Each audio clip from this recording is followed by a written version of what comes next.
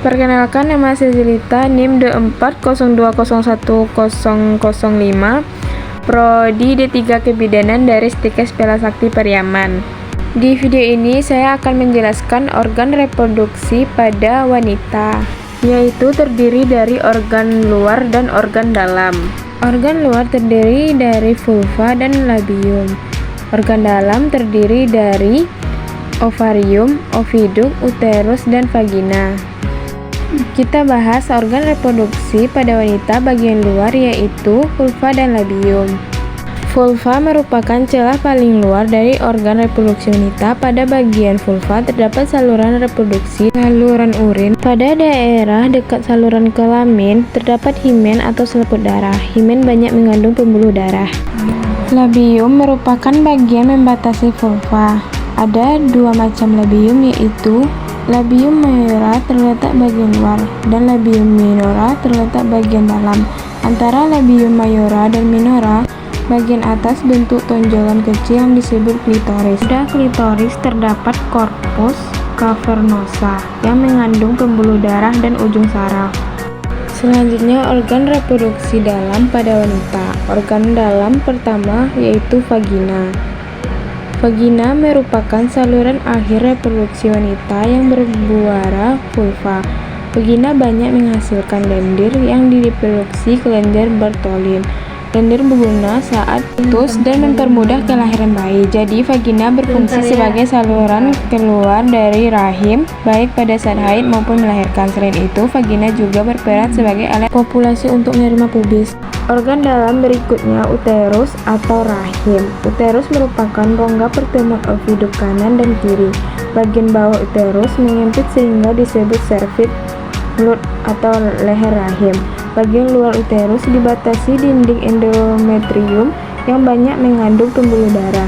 Dinding ini akan menebal saat terjadi kehamilan. Uterus berfungsi sebagai tempat pertumbuhan dan perkembangan embrio. Selanjutnya, oviduk atau tuba fallopi.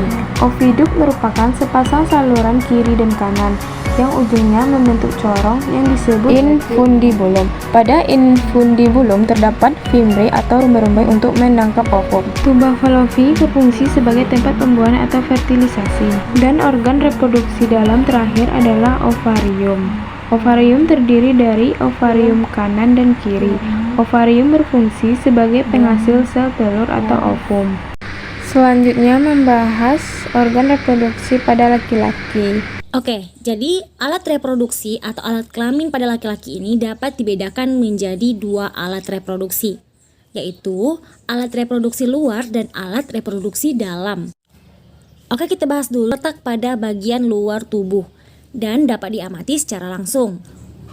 Kira-kira apa saja ya alat reproduksi luar?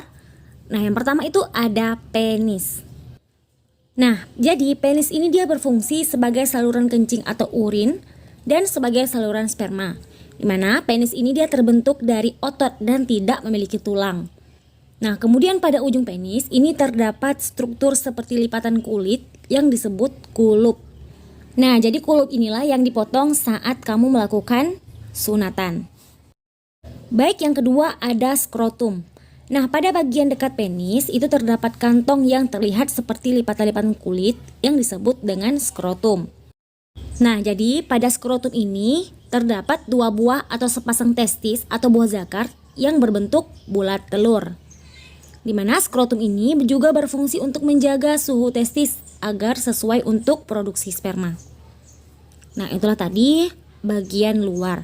Kemudian kita masuk ke alat reproduksi laki-laki pada bagian dalam, di mana alat reproduksi dalam ini merupakan alat reproduksi yang terletak di bagian dalam tubuh dan tidak dapat diamati secara langsung. Nah, alat reproduksi dalam antara lain itu ada testis, kemudian ada saluran sperma, kemudian ada uretra, dan kelenjar reproduksi. Oke, kita masuk yang pertama yaitu testis. Nah, testis ini merupakan organ reproduksi yang berbentuk bulat telur yang berjumlah dua buah atau satu pasang dan terdapat di dalam skrotum itu tadi. Nah, jadi pada saat laki-laki itu berusia 13-14 tahun, maka testis ini mulai memproduksi sperma atau sel kelamin jantan dan hormon testosteron. Apa itu sperma dan hormon testosteron? Nah, sperma merupakan sel tunggal yang mempunyai ekor dan kepala yang merupakan sel kelamin pada laki-laki. Kemudian, kalau hormon testosteron ini adalah senyawa yang dapat merangsang perubahan fisik pada laki-laki, seperti membesarnya jakun dan tumbuhnya rambut pada tempat-tempat tertentu, misalnya kumis pada laki-laki. Nah, pada masa inilah kamu berada dalam masa pubertas. Oke, selanjutnya ada saluran sperma. Nah, saluran sperma ini tersusun atas epididymis, vas deferens, dan uretra. Oke, yang pertama epididymis. Jadi sperma yang dihasilkan di dalam testis ini akan keluar melalui epididymis, di mana pada saluran ini sperma disimpan sementara waktu sampai berkembang sempurna dan dapat bergerak menuju ke saluran berikutnya, yaitu vas deferens. Nah, jadi vas deferens ini merupakan saluran yang menghubungkan epididymis dan uretra serta berfungsi sebagai saluran sperma menuju uretra. Nah, kemudian yang terakhir ada uretra yang merupakan saluran akhir dari saluran reproduksi laki-laki yang terdapat di dalam penis. Nah, masih ingatkah kamu bahwa air kencing kamu itu keluar dari penis? Nah, jadi uretra ini selain berfungsi sebagai keluarnya sperma atau air mani, itu juga berfungsi sebagai saluran keluarnya urin atau air kencing. Nah, jadi seperti itu. Selanjutnya kita masuk ke kelenjar reproduksi laki-laki. Nah, kelenjar reproduksi ini berfungsi untuk memproduksi getah atau cairan yang nantinya bercampur dengan sel sperma, yaitu menjadi cairan mani atau semen. Nah, kelenjar reproduksi pada laki-laki ini terdiri atas vesikula seminalis, kemudian ada kelenjar prostat, dan kelenjar Cowper. Oke, yang pertama vesikula seminalis. Nah, jadi kelenjar ini menghasilkan cairan yang bersifat basa atau alkali yang mengandung fruktosa atau gula monosakarida. Nah, kemudian mengandung hormon prostaglandin dan protein pembekuan.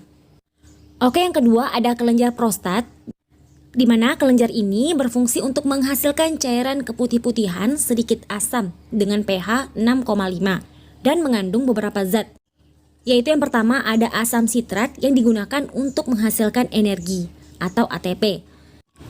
Yang kedua beberapa enzim yaitu pepsinogen, lisozim, dan amilase. Kemudian yang ketiga ada seminal plasmin, yaitu yang berfungsi sebagai antibiotik untuk membunuh bakteri dalam saluran reproduksi pria. Oke, yang ketiga ada kelenjar Cowper.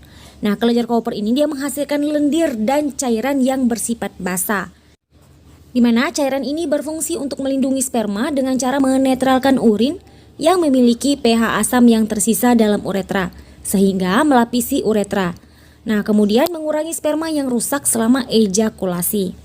Nah, sperma yang dihasilkan di testis akan bercampur dengan getah-getah yang dihasilkan oleh kelenjar-kelenjar reproduksi, sehingga terbentuklah suatu suspensi atau campuran antara zat cair dan zat padat yang disebut dengan semen atau cairan mani. Assalamualaikum warahmatullahi wabarakatuh. Sebelumnya perkenalkan saya Syagira Triva, Prodi D3 Kebidanan dari Universitas Tikes Piala Sakti. Baiklah, pada materi ini kita akan membahas yaitu tentang fertilisasi. Apa itu fertilisasi? Fertilisasi adalah peleburan antara sel telur dan sel sperma yang akan membentuk satu sel. Ini adalah salah satu langkah awal menuju kehamilan. Perlu kita ketahui bahwa wanita hanya melepaskan satu sel telur setiap bulan, sedangkan pria melepaskan jutaan sperma dalam satu ejakulasi. Tetapi hanya satu yang bisa